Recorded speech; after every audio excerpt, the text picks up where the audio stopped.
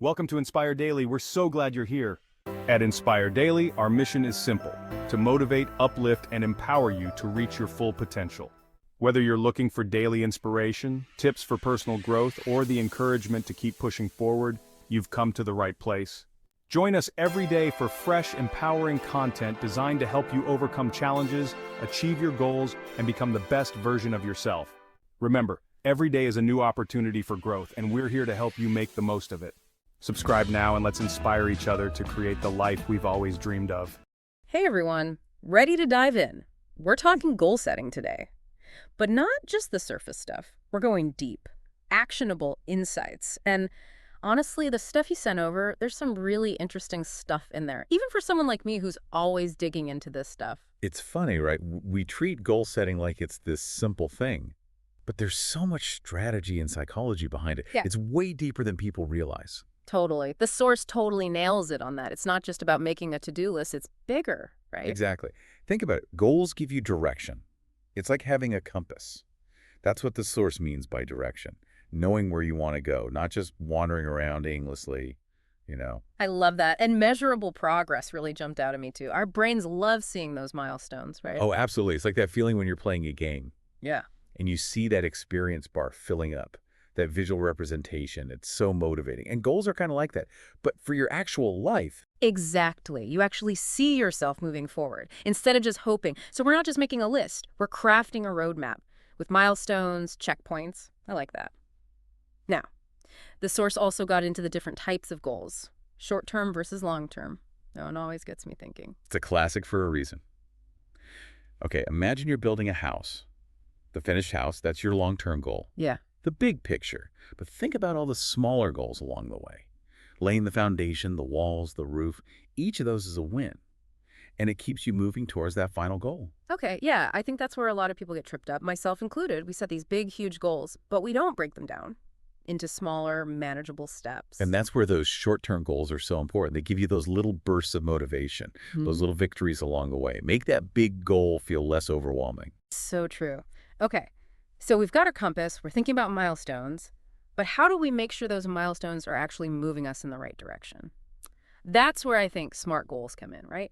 I'll admit, I used to be a little unsure about that whole thing. It can sound a bit I get it, Yeah. but there's a reason that framework is so popular. Think about it like this. Let's say your goal is to be more productive. Great goal. But how do you measure that? Yeah. Be more productive is pretty vague when you put it like that. Exactly. A SMART goal would be more like, I want to decrease the time it takes me to create a presentation by 25% in the next 3 months. Yeah. Much more specific, right? Wow, yeah, huge difference. You actually know what you're aiming for. But here's the thing. Life happens.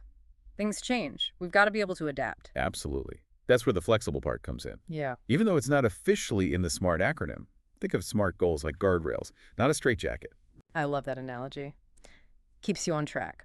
But you can still swerve a little, Avoid those obstacles. Yeah. So we've got our direction. We've made sure our goals are SMART. But how do we actually make them happen? How do we bridge that gap between thinking about it and actually doing it? It's one thing to set a goal. It's another thing entirely to actually achieve it. And I think that's where this material really shines. It gives you the tools to make those goals a reality. And it all starts with understanding your why. Okay. Tell me more about this why. So this why, it's all about our values, right? Like before we even think about what we're going after, we need to know why it matters. Am I on the right track? You're exactly right. The source makes a big deal about that. Our goals have to be anchored in something deeper, something that really matters to us personally. It's like, imagine setting a goal that looks good on paper, but it doesn't actually align with your values. You're going to struggle to stay motivated. Yeah, it's like that saying, you can lead a horse to water. Exactly. You can have the perfect plan. But if your heart's not in it, if it doesn't mean something to you deep down, it's going to be so much harder. Okay, I'm with you. So how do we figure out what those core values are? Is there some magic formula? No magic formula. But the source does give us some good advice. One thing it suggests, think about a time when you felt really fulfilled, like you were doing something you were meant to do. What was it about that experience? What values were at play there? So we're looking for patterns, basically, those moments that really light us up. And then we try to figure out what values are driving those feelings. I like it. Okay, so let's say we've done that. We've got our values. We've set our SMART goals. We're feeling super motivated. But then life happens. What about those unexpected obstacles? Or those times when we just lose motivation? The source mentions breaking down our goals. How does that help? It's huge. Think of it like climbing Mount Everest. You wouldn't just start climbing without a plan, right? Oh, heck no. Hmm. I'd probably head straight for the nearest coffee shop. Exactly. It's overwhelming to think about all at once. That's why climbers break it down into stages, smaller camps along the way. Each camp is a victory, a chance to rest, reassess, celebrate how far you've come. Goals are the same way. Makes sense, but how do you actually do that? How do you break down a big goal? Let's say my goal is to run a marathon. Where do I even start? Well, you wouldn't start by running 26 miles on day one, right? Set smaller, achievable goals. Like maybe you start by running a 5K consistently. Yeah. Then you work your way up to a 10K, a half marathon. Each step gets you closer to that big goal, and you gain confidence along the way. So it's like those smaller wins are fueling the bigger journey. And speaking of wins, the source also talks about celebrating our progress, something I'm definitely trying to get better at. Why is that so important? It's really important psychologically. Our brains are wired to crave rewards. When we celebrate our progress, even the small stuff, we're reinforcing those positive behaviors. It creates a feedback loop, keeps us motivated and engaged. Like giving yourself a little pat on the back. Hey, good job, you're on the right track. Yeah. I like it. Okay, so we talked about setting SMART goals, aligning them with our values, writing them down, breaking them down, celebrating progress. But what happens when we hit a wall? That's where things get interesting. Because obstacles, they're going to happen, right? But it's how we approach those obstacles that makes all the difference.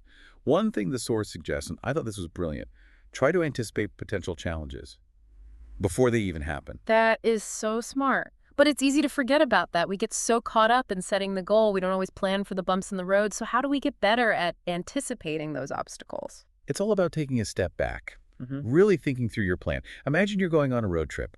You wouldn't just hop in the car and start driving, would you? No way. I'd need snacks, a killer playlist, you know, Yeah. essentials. Right.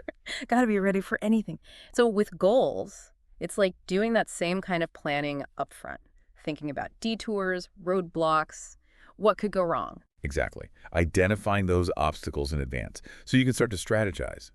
What could derail me? Is it time, resources, motivation? And once you've found those potential roadblocks, you can start planning for them. Yeah. Like packing extra snacks in case of traffic.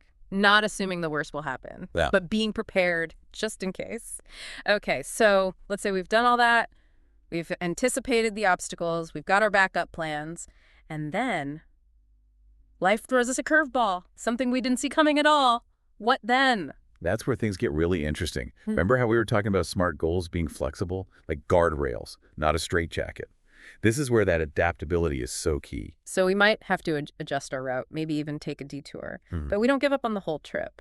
Exactly. It's about having that growth mindset, knowing that setbacks, they're not failures, they're feedback. I like that. So what are we learning from this feedback? What needs to change? Exactly. Maybe you need to tweak your approach, adjust your timeline, or even rethink if this goal still makes sense. Because sometimes our goals change, right? Absolutely. Okay, so we've covered a lot of practical tips today, but I always find a little inspiration can go a long way. And the source has some great examples of that, people who achieved incredible things. Marie Curie, Elon Musk, Malala Yousafzai. Talk about setting the bar high. Right. But it's inspiring, you know. It really is. What strikes me about those examples, none of them had it easy. They all faced huge challenges, setbacks, doubts, opposition, but they persevered. And that's what's so powerful. It is. So what was it about them, their mindset, their strategies? What helped them achieve those massive goals? Well, each story is different, of course, but there's a common thread, that unwavering commitment to their vision. Like Marie Curie, she faced so much discrimination, just for being a woman in science. But she never let that stop her. And she made groundbreaking discoveries. First woman to win a Nobel Prize, and the only person to win Nobel Prizes in 2 different scientific fields. Incredible. Okay, what about Elon Musk? He's known for setting some pretty big goals, too, That's one way to put it. like colonizing Mars. Right. And I think what's so interesting about Musk, he's relentlessly focused on innovation. He sets these ambitious goals, and then he builds the technology to try and make them happen. Electric cars, reusable rockets. It's that combination of big picture thinking and then taking action. So true. And then there's Malala. Talk about courage and determination. Absolutely. Standing up for girls' education Yeah. in the face of such danger. And she's never stopped fighting for it, even after everything she's been through. It's a powerful reminder that real change often requires risk. No risk, no reward, right? Exactly. Okay, so we've heard these amazing stories, and it's easy to think, well, I'm no Marie Curie. But I think the real takeaway here, and the source touches on this, is that goals are a journey, not just a destination. Couldn't agree more. It's not about comparing yourself to these extraordinary people or getting overwhelmed by the size of the goal. It's about focusing on the steps you can take today to move in the direction you want to go. Yes, those small wins, those daily actions, they add up over time. So tell me, what's one small step you're going to take today? Maybe it's writing down your values, breaking down that big goal into smaller steps, or even just acknowledging how far you've already come, because every journey, no matter how grand, begins with a single step. That's it for this deep dive. Thanks for joining us, everyone. And remember, keep those goals this smart. Keep them aligned with your values. And keep moving forward.